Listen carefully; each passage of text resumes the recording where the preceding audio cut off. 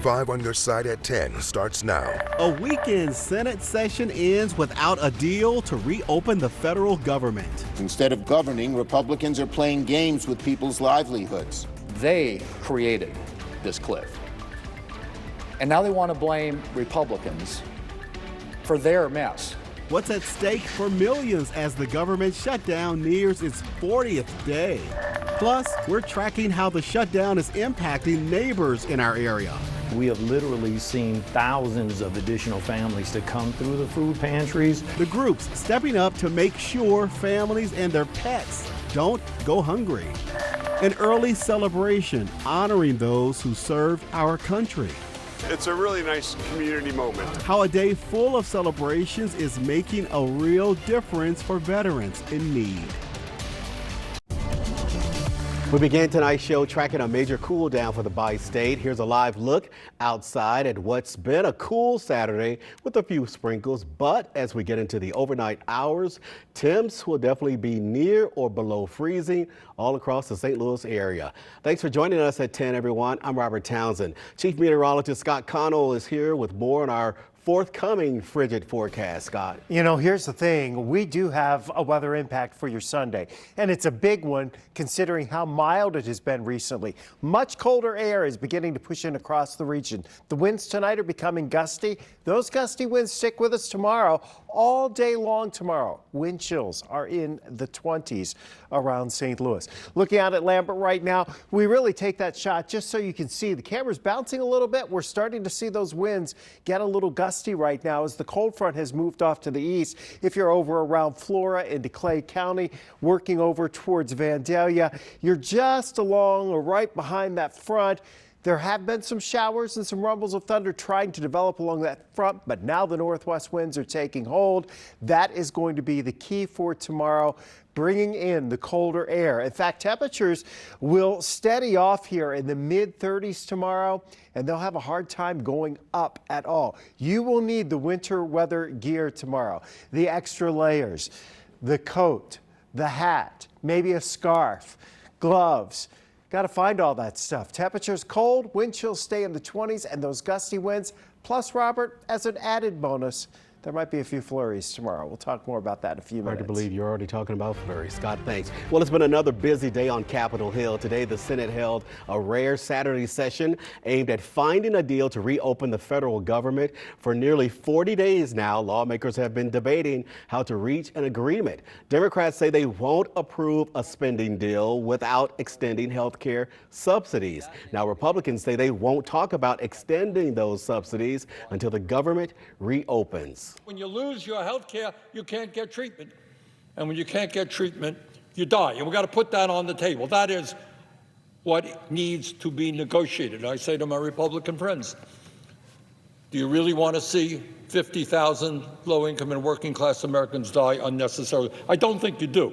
They created this cliff. And now they want to blame Republicans for their mess. Give me a break, Mr. President. Republicans are not about to further burden taxpayers by blindly extending a flawed program. As the gridlock continues, millions of Americans are being caught in the widespreading impacts. Right now, many federal workers are still on the job without pay. For a second day in a row, thousands of flights were canceled or delayed all across the U.S. Transportation Secretary Sean Duffy warns carriers might have to cancel up to 20% of their flights if the shutdown does not end soon. Tonight, funding for SNAP benefits remains in limbo. Last night, the Supreme Court, you'll recall, temporarily blocked a lower court decision ordering the White House to fully fund the program this month.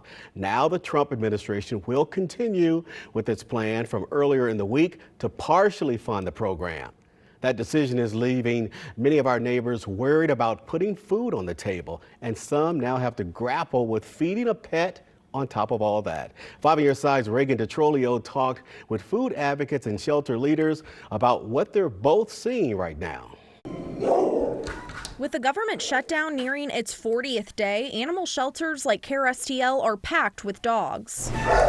Animal advocates like Erin Burson say she's been seeing lots of families returning their dogs because they can't afford to feed them. For people who might have lost a job because of the shutdown, lost a paycheck because of the shutdown, or lost their food benefits because of the shutdown, that $80 a month that they might have been able to spend on pet food previously, they need that to feed their children. There's only capacity for about 60 dogs inside this one shelter. Right now, they're housing more than 100 dogs. When people have a hard time paying their bills and paying their rent, and then there's more evictions and more poverty, and so then the shelter just keeps getting overly full. Another place crowded is Urban League of Metro St. Louis. We have literally seen thousands of additional families to come through the food pantries from the very moment that the benefits were announced to be cut. And on Saturday, November 15th, here at Urban League headquarters from 12 to 3, they'll be serving 3,000 SNAP recipient families up to $300,000 in food and toiletry items. Formula, people are asking for diapers, they're asking for anything for their kids, and then of course just basic necessities to get by. Back at the shelters, care volunteers are doing all they can to keep families and pets together. We're actually delivering food to families so that they can keep their pet, because obviously that's a better life for the animal than being in our shelter. For a lot of people, pets are their mental health. So when they're forced to, because everything else has gone wrong, also give up their pets, it makes it a lot worse for them as well. Reporting in St. Louis, I'm Reagan DeTrolio, 5 on your side. Reagan, thanks for that. Both KSDK and Urban League are in critical need of donations right now. Now, to find out ways you can give back, you can visit this story on KSDK.com. If you or someone you know needs help or wants to donate, text the word food to 314-425-5355. We'll send you a link with food pantries distributing and collecting resources in our St. Louis area. You can also get the very latest coverage on the government shutdown anytime on KSDK.com or the free 5+ app. After an executive order from the White House, Missouri state troopers are putting truck drivers to the test. Our focus is on safety out there on the highways. The test every trucker must pass and how it's dividing the industry. A rally demanding more help months after the May 16th tornado. I just want to make sure my city is taken care of. The new push to support families still struggling nearly 6 months later. Air from the Arctic is moving into the region right now. The weather impact forecast shows who could see a few flurries tomorrow, and the return of gusty winds and wind chills with those northwest winds driving in the cold air.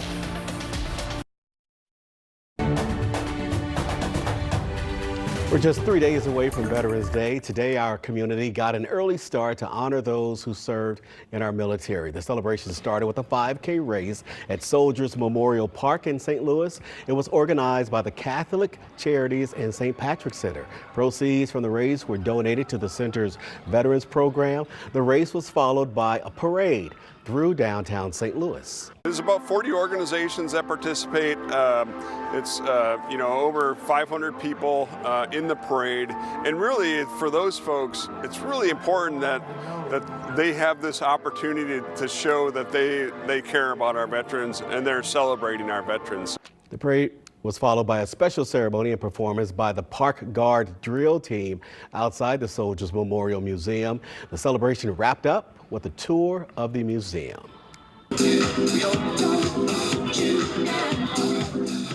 Today, thousands of neighbors took over Cherokee Street in South St. Louis for the 13th annual Jazz Crawl. The music event happens on the first Saturday in November every year. The event included live performances, free dance lessons, and a parade. The night ended with a grand finale performance and dance battle at the Golden Record Music venue. Lots of fun there, no doubt.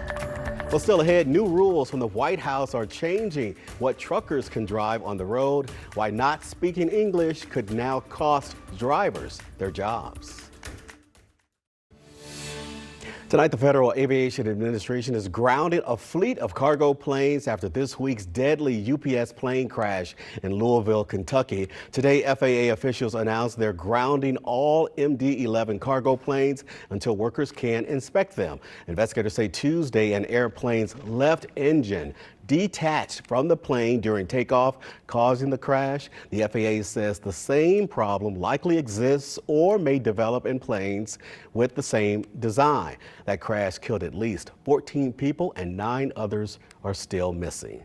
Truck drivers across the country are now required to pass on-the-job English tests if they want to stay on the road. It's part of an executive order that brought back enforcement of language requirements after nearly a decade of leniency. Nathan Lee has an inside look at how Missouri state troopers are managing the new order from the White House.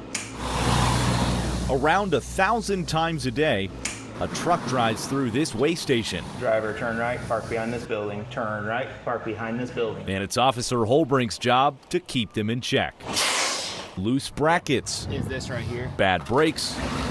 Worn tires. And now, how we doing there, boss? An English test. Pretty good. Go and open up the door for me. For every truck inspected. Please open it up. After a decade of non-enforcement, a crackdown. President Trump's executive order requiring drivers to both speak and understand English. If they determine that there's some type of language barrier, there's a difficulty, there's a 2-part test they give. The first is an interview. If a trooper doesn't think a driver can communicate, it's an automatic fail. Do you know what you're hauling? The second round, a test to identify highway traffic and road signs. Deputies give out those tests during typical inspections, like the ones that could happen whenever a truck drives through one of these weigh stations. If a driver fails that test, they're placed out of service immediately. If you were to travel to another country and you were unable to read the road signs or communicate with law enforcement officials or read safety messages along the way, that'd be difficult. That would make me feel uncomfortable. It's happening all across the nation. Since the order went into effect in late June, Missouri troopers have taken more than 170 drivers off the road for failing the test. You got to find more people. But enforcement comes during uncertain times for the industry. You see an aging population where the truck driver's average age is pushing 60, not 48, 49, 50 like it was a decade ago or so. Can the future of transport support the growing demand? Folks are looking for all the quality drivers they can still get. With thousands of trucks, 1,000 potential problems. So our focus is on safety out there on the highways. And as far as Holbrink is concerned, English is one of them. Now, if a driver fails their test, the company has to send another driver to pick up the cargo. That replacement driver must then also pass an English test before being released. Well, it's been nearly 6 months since the May 16th tornado devastated North St. Louis. Today, lots of neighbors rallied outside City Hall as the road to recovery continues. The rally was organized by the Party for Socialism and Liberation. The group called on city and state leaders to find more ways to support impacted families. I want to see my community come together and recognize that, again, it's going to take all of us. It's going to take that mass movement, that consistent application of pressure, and make sure that we are getting what people need. I just want to make sure my city is taken care of. Today's rally comes one day after the St. Louis Board of Aldermen passed 3 bills to help tornado survivors this winter. Well, get ready again for a chilly change set to blow our way in just a matter of hours. Meteorologist Scott Connell, what say you about this chilly forecast? Well, you know, it's probably for some welcome because a few people like colder air. Right. Then there's some of us that, you know, this is a shock to the system tomorrow. I mean, temperatures today were in the low 60s. Tomorrow, it will feel like most of the day that it's in the mid to upper 20s, okay? Cold winds tomorrow, maybe a few snow flurries, but it's just flat out feeling like January in St. Louis. Then the hard freeze on Monday. By Tuesday, we still have a cold start, but temperatures begin to moderate Tuesday afternoon. And by the end of the week, low temperatures are back close to 50 degrees or even in the 50s. So we're doing that wild swing sort of thing here once again. Now, the cold front is off to the east of St. Louis. It's passed by. It is now producing some rain over towards Flora. We've had a couple of little showers here slide just north and east of Nashville. Centralia is the only spot I could find that actually had some rainfall in a rain gauge with 1/100 of an inch there, but not much coming out of this because the air is so dry. The northwest winds are starting to get gusty behind this system now. It's a west-northwest wind sustained at 21 at Lambert. We're down to 49 degrees. 61 was the high, but temperatures are dropping throughout the night, and maybe a few little lingering sprinkles east of St. Louis. Towards daybreak, it's definitely cold enough where we would see a couple of flurries. Those winds tomorrow, they'll gust 30 to 35 miles per hour for much of the day. So what does that mean? Well, our wind chill temperatures are not going to change much, mostly in the mid to upper 20s all day long. Temperatures drop back into the 30s tomorrow morning. We're stuck there the rest of the day. We'd be lucky if we got back to 39 or 40 degrees. So grab the winter wear, your gloves, your hat, your scarves. You're going to need it. Low temperatures by Monday morning, low to mid 20s across the area. A hard freeze Monday morning, a hard freeze Tuesday morning. Again, the winter wear, if you're like me, you're trying to find two gloves that match. I mean, at this point, it's been a while. Watch this band up in Chicago. If you have travel plans tomorrow night into Chicago, there could be some really heavy snow impacting the airports there. Most of that stays off to our east, and we just stay flat out cold for the next 7 days, or at least the next 2 out of 7 days. Then that warm-up begins. We're conservative with our forecast here as we head towards Friday and Saturday. It could easily be 70 on Friday, and it may be into the mid-70s as we head towards Saturday. But the overall flavor of this is that it's pretty quiet for the rest of our time here in terms of any precipitation. Outside of the chance for a couple of flurries here and there tomorrow, there's not much in the way of opportunity of any measurable precipitation to at least next Saturday night. Wow. I can't believe it. Flurries. All right, Scott, thanks. Corey's here now with what's coming our way in sports. Well, Robert, today left a lot of St. Louis sports fans looking, well, like this. We'll talk about some deflating nights for Mizzou and the Blues next in sports.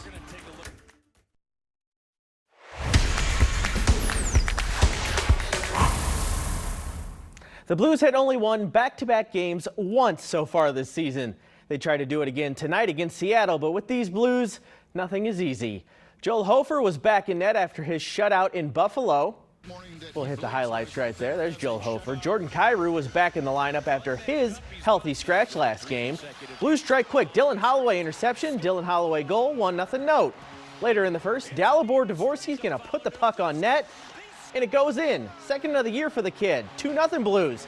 The Kraken would even things at 2, but in the third, guess who? You just knew Jordan Kyrou was scoring tonight. Blues lead 3-2. Joel Hofer was going to be this close to the first goalie goal in team history to put the game on ice with an empty net. It misses, and then this happens. 0.5 seconds left. The Kraken scored to tie it. Are you kidding me? Lots of debate about goalie interference, but the replay room said Hofer was not impeded. Enterprise Center cannot believe it. And then in overtime, you saw this coming. Shane Wright scores right off the bat. Seattle wins 4-3, and it's another crushing loss for the Blues. Here's Monty and Hofer on that crucial late call. We were certain on the bench that we were going to win the game. I thought the rule was that if the guy's in the crease, then it's no goal, or if he stops me from making the save. Like, I don't know what their thought process was on that, but yeah, I'll leave it at that. We understand we'll get a ruling from the league on it, but for us, it meets all the criteria for goalie interference. If it was not, if this was at 5-minute mark, we would have challenged it. That's how certain we were. If Mizzou football wanted to make the college football playoff, they had to win out. There was no other path to get there. A lofty task on its own. Adding a true freshman at quarterback in number 3 Texas A&M as this week's opponent, and a lofty task became a failed task. There is that true freshman QB, Matt Zollers, and today was a trial by fire for the young man. Case in point, Tigers down 7-0, time winding down in the first half when A&M forces a Zollers turnover, then runs it down to the 2-yard line. Aggies score, and it's 14-0 at the half. She can't believe it. A&M quickly made it 21-0. Marcel Rida, KC Concepcion, who gashes the Missouri defense all the way to the end zone. Tigers did not roll over. Direct snap to the STL kid from St. Mary's High School, Jamal Roberts. He pounds his way in for 6. Tigers down 2 possessions.